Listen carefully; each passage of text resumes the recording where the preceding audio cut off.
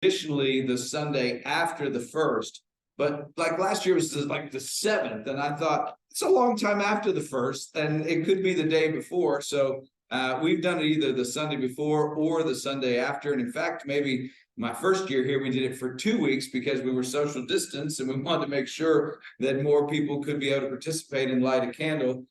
So we've done it a little differently in years past. But it was All Hallows Eve, and it was a night to kind of get those spirits out before we honored the dead and honored all the saints the next day. We've been in a sermon series called Improve Your Serve. I got in trouble on Sunday morning because I threw out tennis balls to the kids, and then they took them to kids ministry, and I think they had to confiscate a lot of them. Some parents confiscated them before and said, we'll give them to you after Sunday school, and we appreciate that. So I think that was very helpful. The scripture text today is part of a whole series in Matthew where they're trying to test Jesus, they're trying to trap Jesus, they're trying to trip him up, they want to get him in trouble. And today the question is about taxes. Is this me, Andy, or is this you and just making me pretend again?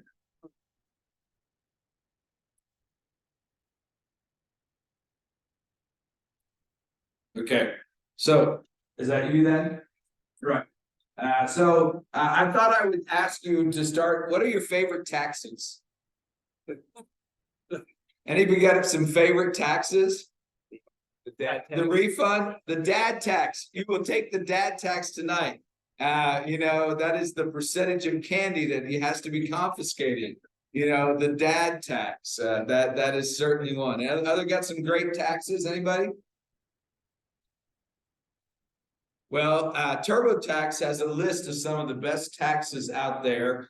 We start with the jock tax. Anybody heard of the jock tax? Maybe. Okay, the jock tax is a tax for athletes. California first imposed it back in 1991 after the Bulls beat the Lakers in the finals. I think that's great. The next time Michael Jordan played in Los Angeles, the money he made from those games was officially subjected to California state income tax. It's pretty brilliant, right? I mean, that's pretty smart, the jock tax. And then I think you guys are with this, if you've visited cities, especially some of our older cities here in the US and even in England, you even see bricked up windows because there was a tax per window. It was sort of a property tax, a tax on wealth. And the people that could afford the most windows, those were the folks. It sounds ludicrous, but the window tax of 1696 was an ingenious way of imposing an income tax on the rich without ever calling it that. That's a pretty smart tax, right? So the next one, you're going to love this one. Hard to read, but the cow flatulence tax. Anybody ever paid that? Okay, the cow flatulence tax was quite a tax. The cow flatulence tax, a key producer of methane, cow flatulence is a leading cause of global warming. And so Ireland and Denmark, along other EU nations, have begun taxing cattle owners on cow flatulence. Something that you just needed to know today. I don't know how you're going to get through your week without knowing that 18% of greenhouse gases that are causing global warming are, according to the Food and Agricultural Organization, $18 a cow in Ireland. In Danish, in Denmark, it's $110 a cow. Any Alabamans in here? Okay, there we go. Playing cards are taxed in Alabama. Playing cards are taxed in Alabama. So there's a reason there are no casinos in Alabama. It's the only state in the union to issue a 10-cent playing card tax for decks of cards purchased within the state. So when compared to Nevada, that reportedly issues free decks with every tax return. So that's just a little different there. Now we have the blueberry tax. Where do you think they give the blueberry tax? Not Alabama. Maine, yes. Maine, the production of wild blueberries is one of the most important agricultural industries. That the precious blueberries could be over-harvested, so they get a penny and a half a pound, keeping blueberry business in check. The blueberry tax. You guys didn't know any of this, did you? Okay.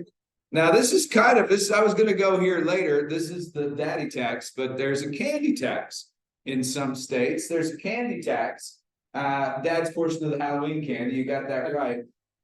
But from Chicago, the candy tax has much to do with semantics as it does chemistry. Candies prepared with flour count as food and therefore are taxed normally, but candies prepared without flour are labeled candy and are taxed at an additional 5.2% rate. So don't eat as much candy when you're in Chicago. Then there's the Google tax. See if I got that. The Google tax. The Culture Ministry of France determined taxing online advertisements such as those that appear on Google will give them $29 million a year. According to 20 Minutes, I guess they can't afford 60 minutes. According to 20 Minutes, President Nicolas Sarkozy was the pusher behind the revolutionary tax. But they complained that Google was depriving France of its culture and heritage by scanning French art and digital libraries. So they're getting, it's not the first time that somebody got back at someone else with a tax. These are honorable mention from TurboTax. In Canada, the makers of children's breakfast cereals are granted a tax-exempt status if their cereals contain free toys. You gotta love that. I mean, that's just a wonderful thing. If Canada has a cereal available for children which does not include free toys, it would be surprising. And then last but not least, though there's one weird tax in Sweden that people might be able to enact themselves. There's a taxation for naming your baby something stupid, something that's not already in use. So if you make up a new name, there's a tax for doing that. It's applied to the misspelling of names as well, regardless of income, status, tax bracket. Everybody pays their dues at some time. And then finally, the one that makes me mad, this one, the fair tax. I mean, those people working at McNair Amusements, putting on our county fairs, they shouldn't be taxed extra. Isn't that what the fair tax is? No? Okay, my mistake. You know, you go to those, you go to those fairs and things like that. You go to know those guys aren't making much money, and then they impose a fair tax. Just doesn't seem right. Doesn't seem right. The question about taxes is part of the traps that are set up to test Jesus, to tempt Jesus. The same word is used. The same word that is used at the temptation is the word that is used when they talk about the Pharisees, the Herodians, people trying to set up. A lawyer stands up to test Jesus, to tempt Jesus, to get him to say the wrong thing. And they don't want him to say the wrong thing so that they can, have a laugh at his expense. They want him to say the wrong thing so that they can prosecute him, so that they can put him in prison, or worse, be able to kill him. So there are all sorts of traps that they're set up. And if you take a look through the scripture, you see in Matthew 4:1, there's the testing of Jesus. Jesus is led up by the Spirit to be tested by the devil. The Pharisees and the Sadducees come to test Jesus. They ask him to show him a sign from heaven. Some Pharisees came to test him, and they ask, is it lawful for a man to divorce his wife for any cause?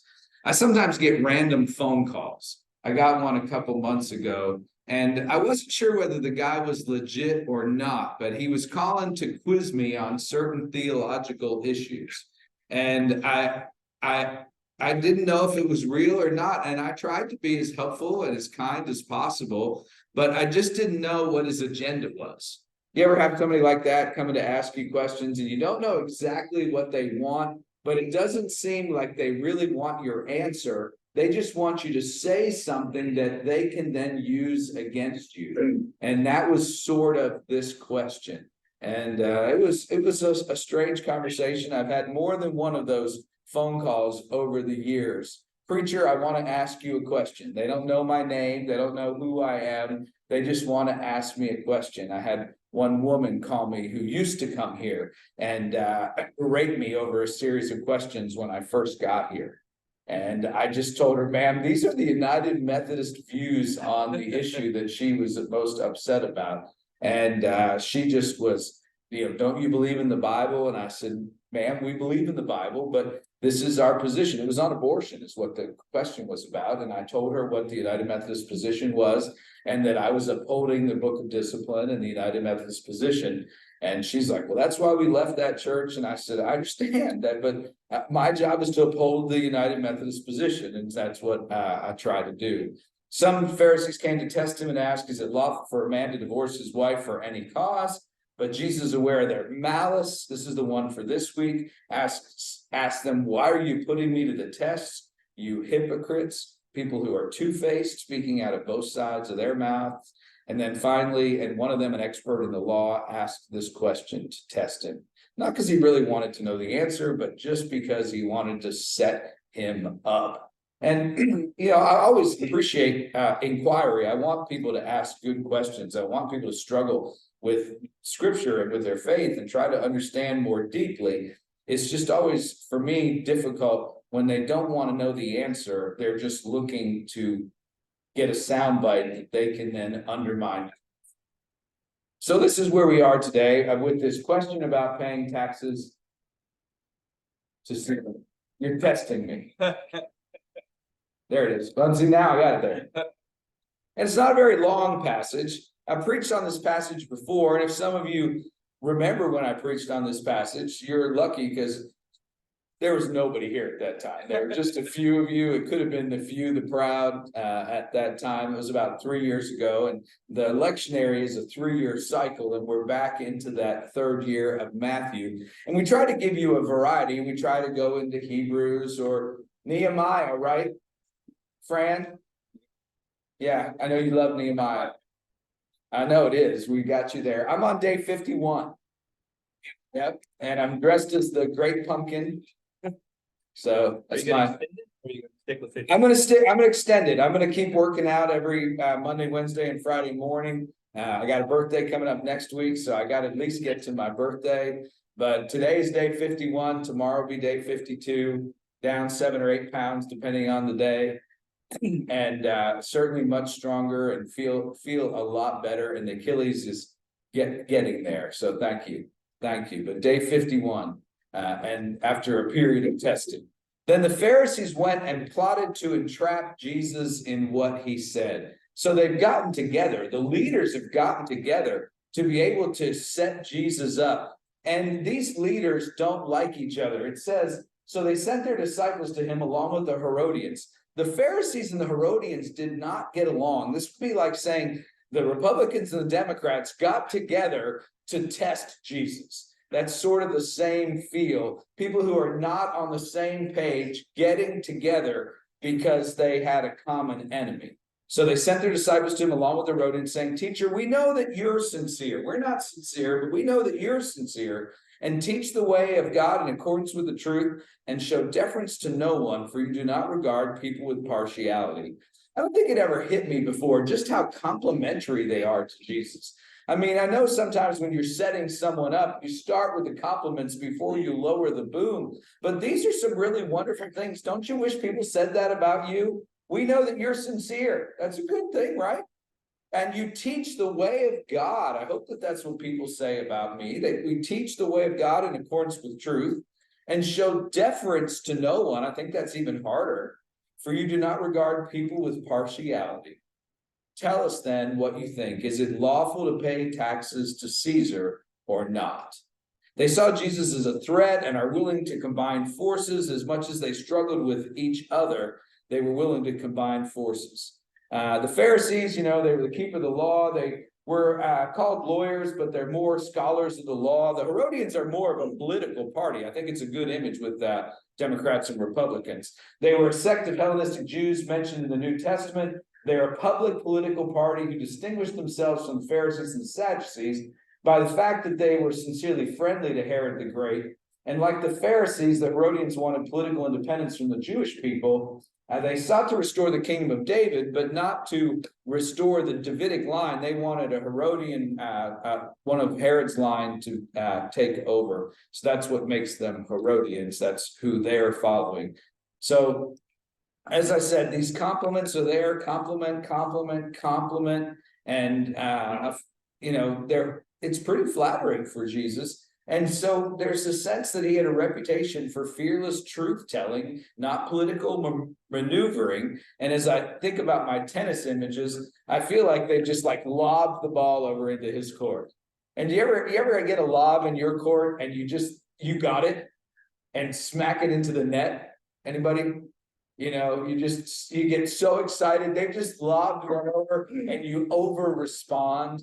But Jesus doesn't over respond, trying to smash things. They think that they can put him on the horns of a dilemma. They think they can get him stuck between choosing blasphemy or insurrection, speaking a word against God or speaking a word against the government. It's a great question. Is it lawful to give taxes to Caesar? If he says one way, it's a word against God. If he says it another way, it's a word against the government.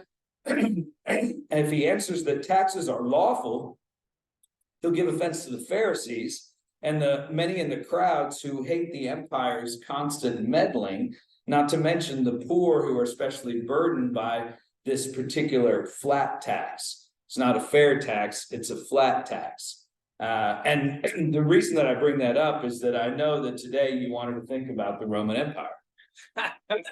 If you hadn't thought about the Roman Empire, if you're not familiar with this, there's been a thing going around social media that says men think about the Roman Empire several times a day. So I'm just trying to help you. How often do you think about the Roman Empire?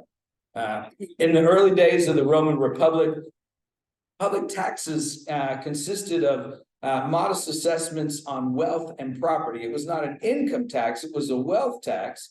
And the tax was, under normal circumstances, was 1%, but during war times, it got elevated to 3%. So you would pay 1% of your holdings, 1% of your wealth. And those modest taxes were levied against land, homes, real estate, animals, even slaves, personal items, and monetary wealth. Everything that you had, there was a 1% tax, and that was sent to the Roman government. And they were collected from individuals, and at times payments could be refunded by the treasury for excess collections. And they didn't necessarily collect them themselves. They had people, and you remember the tax collectors and all the issues that people had with the tax collectors. So as you can see, the flat tax was 1 to 111%, right? Roman numerals. Sorry. Roman numerals. 1 to 3%. And when you have a flat tax, who is it more of a burden on? It's a more burden on the poor. When the tax is flat, there's more of a burden on the poor. And it was especially difficult for the poor, especially during times of war, when it ratcheted up to 3%. I wanted to ask you this because I thought this was fascinating. Did you know about the Georgia Fostering Success Tax Credit? How many of y'all know about this? 2, 3, maybe 4 people. I thought this was worth telling as we think about taxes. In Georgia, 700 youth exit foster care and are left to fend for themselves every single year. Without achieving permanence carries lifelong consequences. However, thanks to the Fostering Success Tax Credit, also known as the Qualified Foster Child Donation Credit, your tax dollars can bring hope for youth transitioning from foster care. Fran, how long has this been in place? 10 or 20 years, but there were only 3 hands that seemed to know about it. Maybe they didn't know about the name. I understand that, but people fall into that trap. But as a Georgia taxpayer, you can redirect your taxes to WellRoot. Do you know that? Okay, you do now. Make a note, put it in your phone. You can redirect your taxes to help poverty and homelessness for youth transitioning out of the foster care program. It's got an annual cap of $20 million. Maybe that's the reason. But the receipt through the program will support the Transitional Living Program, which provides guidance and support for these young people.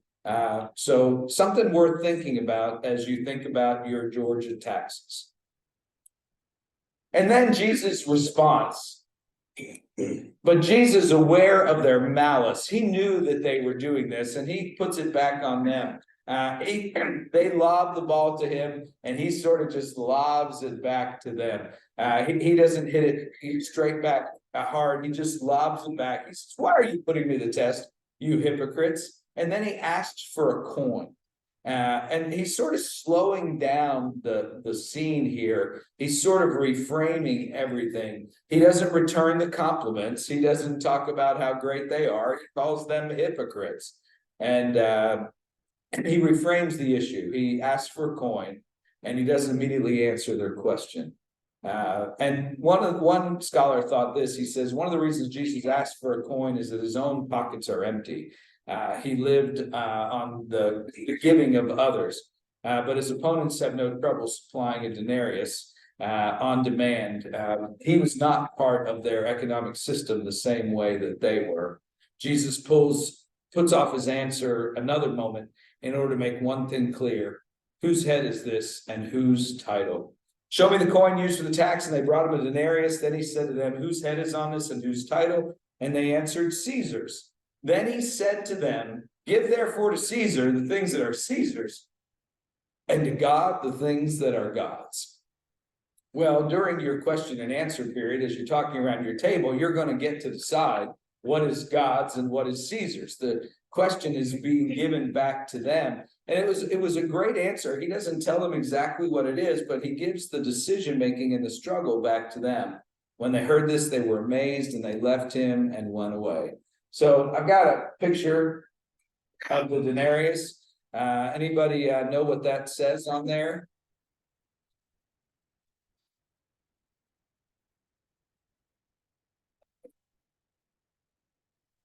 It was the standard Roman coin from its introduction in the Second Punic War, but it was gradually replaced by the Antoniaris, like Mark Antony is. You got the denarius. It continued to be minted in very small quantities to be used ceremonially until like the 300s. The word denarius is derived from the Latin meaning containing 10. And it's interesting. It was originally of 10 asses. That was it symbolized 10 asses. And I didn't do as much research about that. Maybe that's 10 donkeys. Maybe that was a smaller coin. I don't know. But that was where the word comes from. But we still use that word tied to the denarius today. In Spanish, dinero. So the dinar, and who uses the dinar? Do you remember? Turkey uses the dinar. So denarius, dinero, those words. So the denarius part of this still is used today. Hey, Bill, that tax credit's brand new. That was different. The one I was thinking about was a scholarship one for give money. That's been around a long time. Okay, yeah, I thought it was just happened. I thought it was pretty new, That but happened. That's to help kids as they age out of foster. exactly System is to help them to move up. You get cut off when you're 18. right. That credit. And I know few of you love paying taxes, but that could take the sting away from your Georgia taxes a little bit. And I just think it's worth considering, especially as we seek to support Wellroot. Wellroot used to be the United Methodist Children's Home, if you're not familiar with that change. And one of the reasons it's called something weird like Wellroot is trying to get a URL. That is why some of these companies have such weird names. You're trying to get a brand identity, and in order to get a brand identity, you've got to name it something weird in order to be able to then take that and have a URL that makes some sense. And because I was like, what is Wellroot? Why are we calling this thing Wellroot? Right? I mean, what, Paul? Are you part of those discussions? Yeah. A lot of people involved and a lot of consultants, and it's worked. Yeah. Yeah, it's still working. It's We still have to say formerly known as the United Methodist Children's Home. A lot of consultants got paid a lot of money to come up with a name that, but we do this with a lot of different things. You'll no longer the United Methodist Board of Pensions, but Westpac. Got that? Westpac. That one is trying to find a place as well. But this is what it says on the coin. Augustus Filius Auguste Pontifex Maximus, Tiberius Caesar August, son of the divine Augustus, high priest. So you get the sense that Jesus is saying, Okay, render unto God that which is God's, and Caesar, who you're calling God, render those things unto Caesar, who you're calling God. So,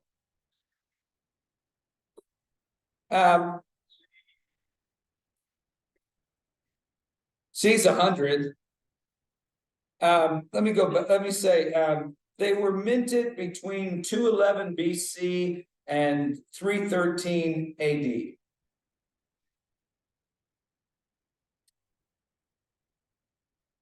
Is that a P or is it? Any experts know the? Mallett's Googling it for us, trying to figure it out, just taking a picture. But let's look at our money.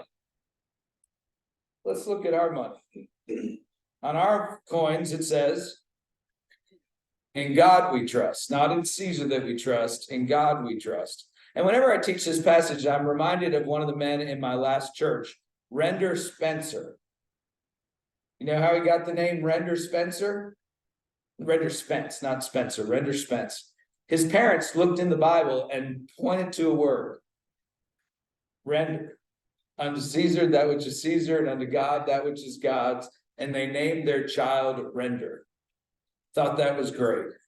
Matthew's Jesus has already spoken on the subject of money and divided loyalties. He says back in the 6th chapter, no one can serve two masters, for a slave will either hate one and love the other, be devoted to the one or despise the other. You cannot serve both God and wealth. He's talked about that earlier. And whatever Jesus is getting at here, he must be describing a compromise that divides human loyalties between Yahweh and the emperor. And I think that is the struggle. And they're trying to put him on the horns of that dilemma. On the back of our coins, it says, out of one, many, e pluribus unum. And then this week, as we've been thinking about generosity, Jeannie Culver sent me these lists of ways to be generous. And I thought these were really great. You can be generous with your words. You can share words that are kind and affirming. You can be generous with your money. You can be generous with your time. You can be generous of thought, what you think about and the way you think about yourself and others. Do you give others the benefit of the doubt? Do you give yourself the benefit of the doubt? I was talking with a young man this week who was struggling with some things in his life. And he said, I wish I could be as kind to myself as I am to other people.